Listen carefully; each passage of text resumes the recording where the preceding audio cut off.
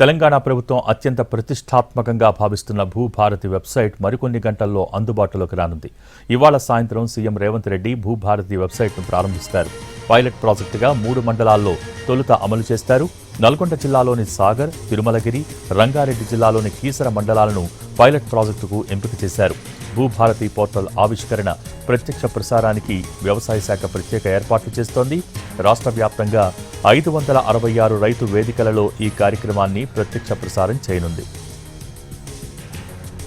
ధరణి స్థానంలో తీసుకువస్తున్న భూభారతిని పలు రాష్ట్రాలలోని చట్టాలను పరిశీలించిన తర్వాత అత్యంత పకడ్బందీగా రూపొందించింది తెలంగాణ ప్రభుత్వం.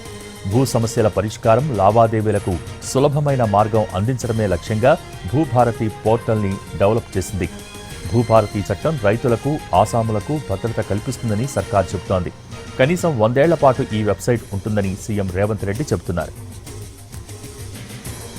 భూభారతి చట్టం, పోర్టల్, లోగో విషయాల్లో సమీక్షల సందర్భంగా సీఎం రేవంత్ రెడ్డి కీలక సూచనలు చేశారు. భూభారతి పోర్టల్ యూజర్ ఫ్రెండ్లీగా ఉండేలా తెలుగు, ఇంగ్లీష్, ఉర్దూ భాషల్లో అభివృద్ధి చేయాలని అధికారుల్ని ఆదేశించారు సీఎం రేవంత్ రెడ్డి. పోర్టల్లో వాడే భాషకు సంబంధించిన ఫాంట్ అందరికీ అర్థమయ్యేలా ఆకర్షణీయమైన రంగుల్లో ఉండాలని సూచించారు. ఈ పోర్టల్పై క్షేత్రస్థాయిలో అవగాహన కలిగించేలా అన్ని మండలాలలో అవగాహనా సదస్సులు నిర్వహించే బాధ్యతను కలెక్టర్లకు అప్పగించాలన్నారు. పైలట్ ప్రాజెక్టులో గుర్తించే సమస్యలను, ప్రజల నుంచి వచ్చే సలహాలు, సూచనలను స్వీకరించి పోర్టల్ను అప్డేట్ చేయాలని ఆదేశించారు. వెబ్సైట్తో పాటు యాప్ను కూడా పటిష్టంగా నిర్వహించాలని సూచించారు. భూభారతి నిర్వహణ బాధ్యతను విశ్వసనీయ సంస్థకు అప్పగిస్తే బాగుంటుందని సూచించారు. పోర్టల్ అందుబాటులోకి వచ్చాక ఏకకాలంలో 1 కోటి మంది బ్రౌజ్ చేసిన సర్వర్ పనిచేసేలా చర్యలు తీసుకోవాలని అధికారుల్ని ఆదేశించారు సీఎం రేవంత్ రెడ్డి. ఏఐని వినియోగించి పోర్టల్లో బగ్స్ని సృష్టించే ప్రమాదాలు లేకుండా సైబర్ దాడుల్ని ఎదుర్కొనేలా అత్యాధునిక టెక్నాలజీతో పోర్టల్ను సన్నద్ధం చేయాలని సూచించారు.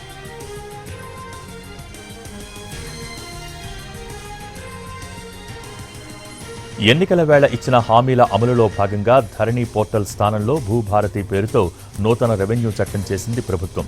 రాష్ట్ర ఆవిర్భావ దినోత్సవం జూన్ 2వ తేదీ నుంచి పూర్తి స్థాయిలో భూభారతి చట్టాన్ని అమల్లోకి తీసుకురావాలని భావిస్తోంది ప్రభుత్వం.